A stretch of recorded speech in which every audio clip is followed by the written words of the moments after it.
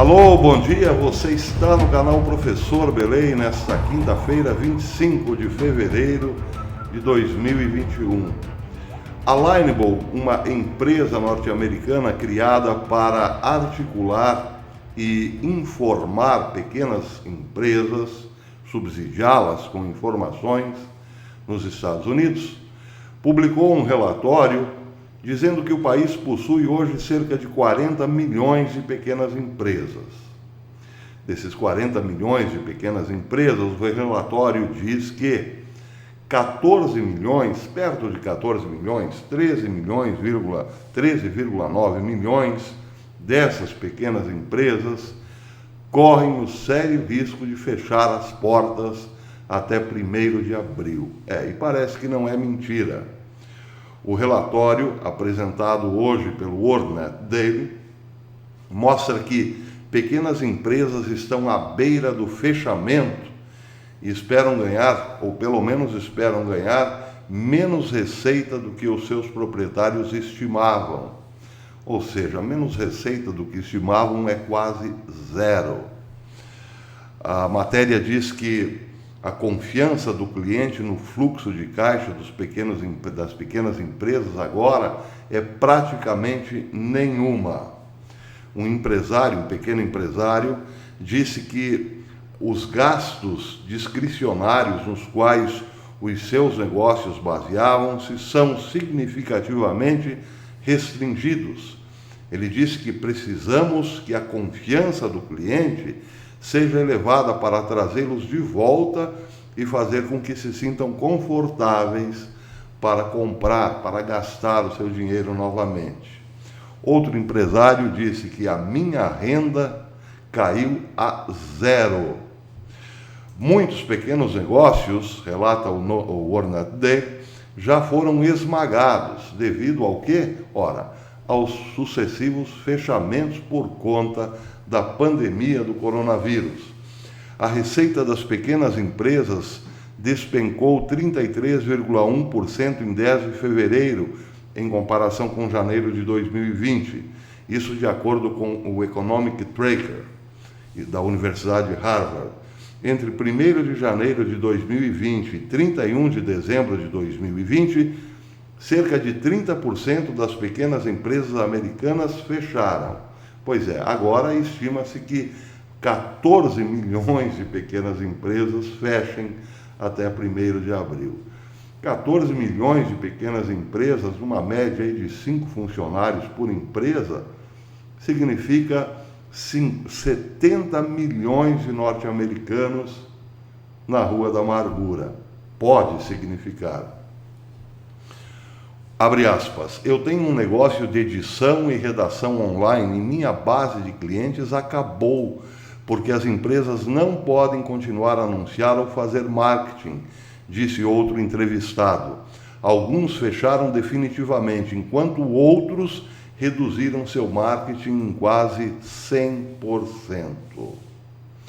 O relatório da Lineable foi baseado em uma pesquisa com 6.029 proprietários de pequenas empresas entre 28 de janeiro e 15 de fevereiro.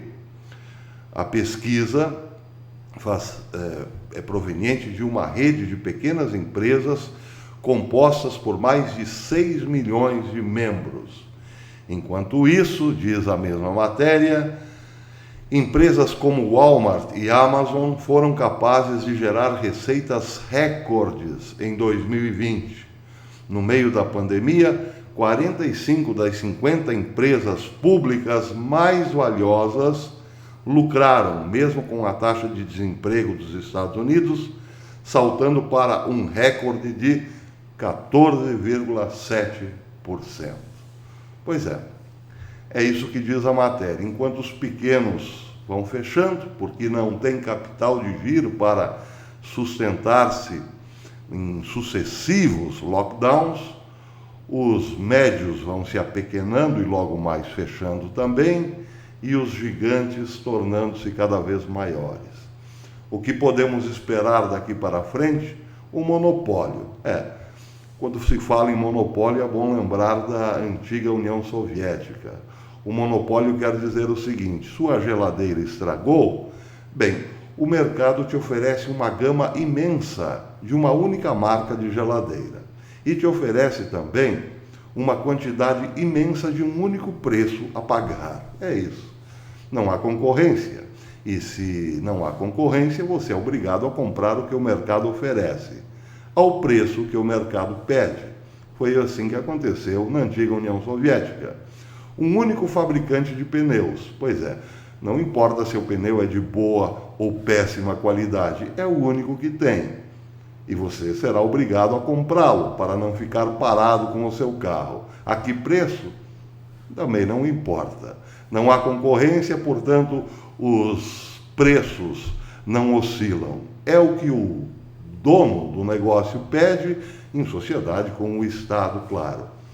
Nós entraremos novamente nesse tipo de coisa, mas não nós, os russos, como no passado, nós todos, toda a população mundial. Bem, mas e a questão dos desempregados?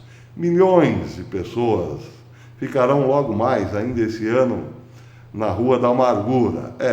Muitos morarão embaixo de viadutos. E o que acontecerá com essa gente? Os robôs estão aí para substituí-los de modo muito mais eficiente e barato. E o Estado certamente não terá condições financeiras de sustentá-los por muito tempo, nem mesmo de mantê-los no sistema de saúde, menos ainda no sistema de previdência. Portanto, é melhor nem imaginar o que vem pela frente.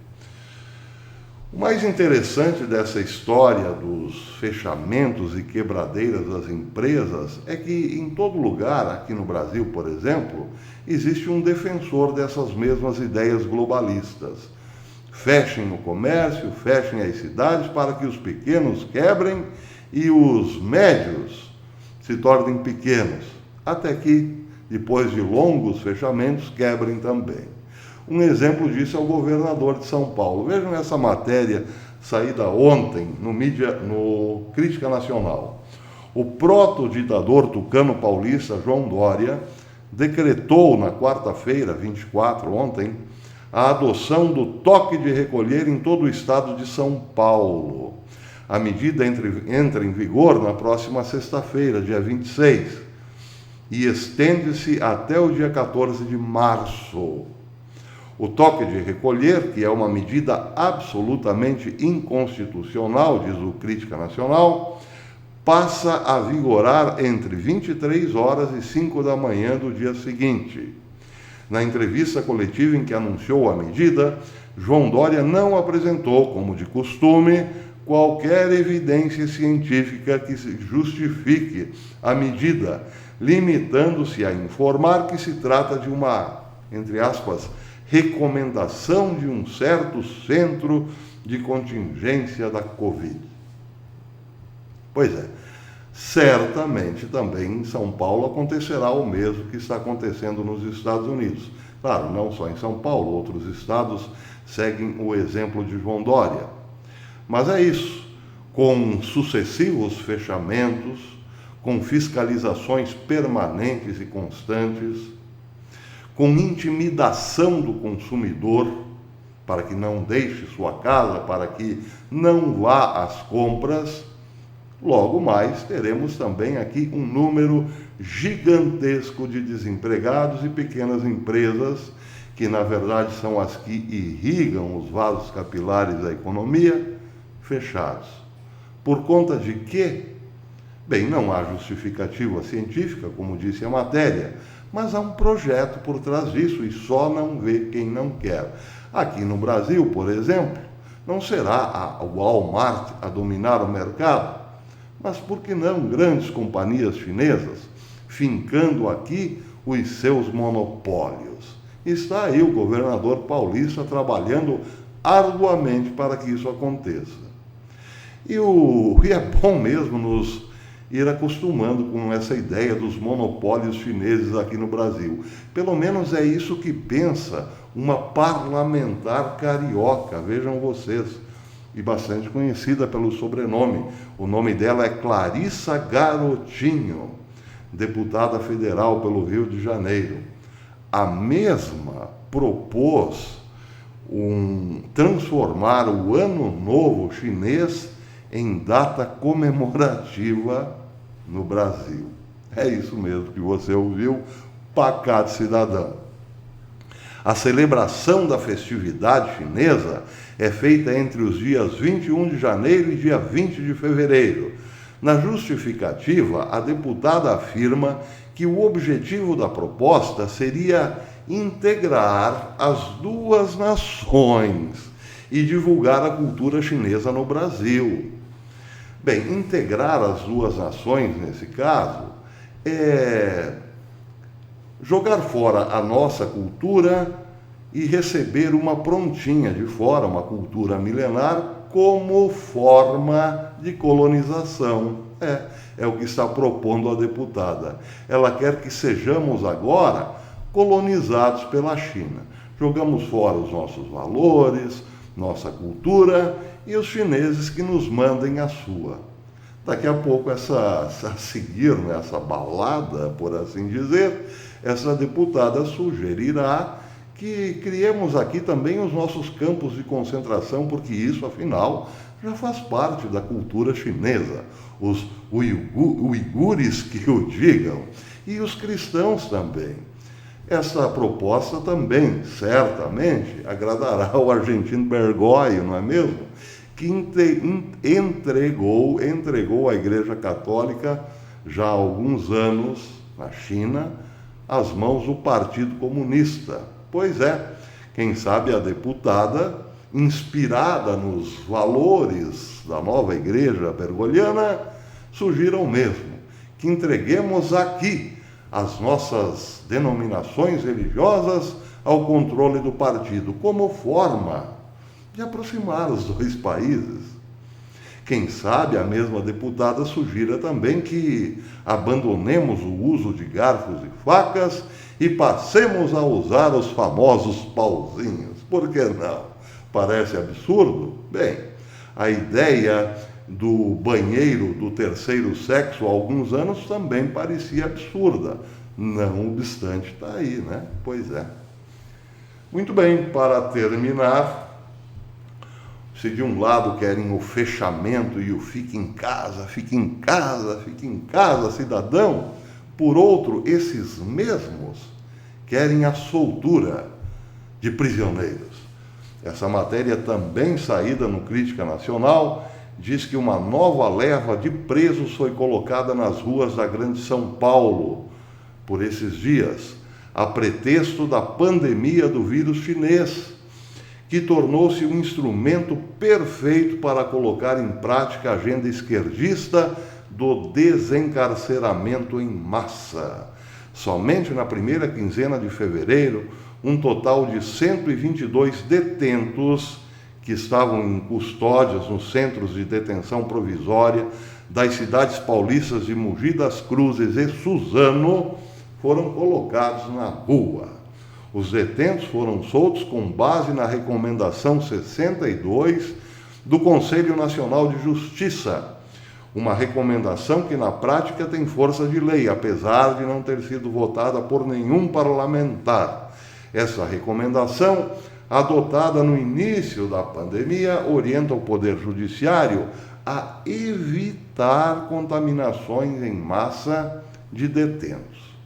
Então vejam, para evitar contaminação em massa de pacatos cidadãos, esses são obrigados a encarcerarem-se em casa.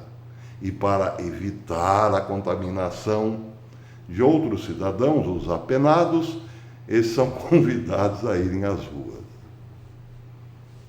Se você ainda duvida que estamos nos tempos do Apocalipse, meu caro, certamente nada do que possa acontecer daqui para frente o convencerá do mesmo. Muito bem, por enquanto é isso. Se você é inscrito nesse canal, verifique se a sua inscrição ainda existe, porque acontece coisa um tanto misteriosa de você se inscrever e quando vai lá conferir, não está inscrito.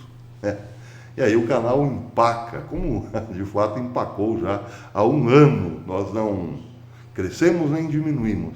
Às vezes diminuímos, mas crescemos um pouquinho, depois diminuímos. Para minha grata surpresa, chegamos aos 269 mil inscritos depois de um longo e tenebroso inverno. Mas é bom não dizer, porque é bem capaz de cairmos para 268 logo em seguida. Pois é, se você gostou desse vídeo, também peço-lhe, deixe o seu like. E se quiser ajudar mais o canal, torne-se membro.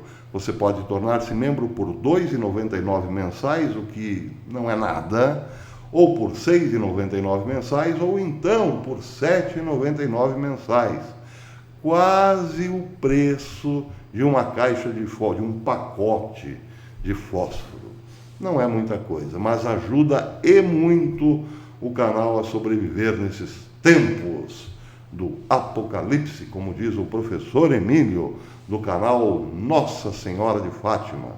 Aliás, excelente canal. Então é isso, até depois, se Deus quiser.